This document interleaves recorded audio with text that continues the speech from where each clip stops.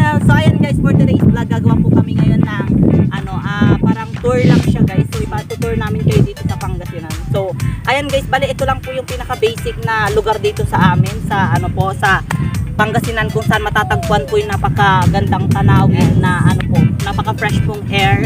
Ito dito po napapansin nyo, dito kami ngayon sa bukid. So ayan guys, bali ipapakita po namin sa inyo kung ano yung mga pinagkakakitaan at pinagkakaabalaan po ng mga tao dito.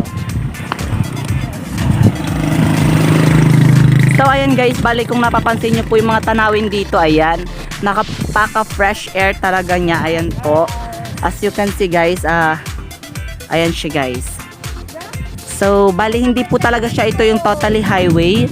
Ito po guys is ito lang po yung daan papunta po dun sa pasikot-sikot. So ayan guys, bali ayan, puro po siya mga manggahan, mga palayan. Ayan guys, tingnan nyo naman tong kambing na to, sana all talaga. Ayan, so itong kambing na ito guys, ito po yung alaga nila dito. Wait lang, kausapin ko yung kambing kung magsasalita ba talaga siya. So ang kambing po na ito ay pagmamay-ari ko po. Ayan. Hindi agawa mo. Oh my god, parang buntis kasi siya. So ayan guys, bali ito talaga, ito ata yung yung buntis na kambing. Malapit na atang mga anak to eh. True. Pero parang pwede na ata siya isakay doon.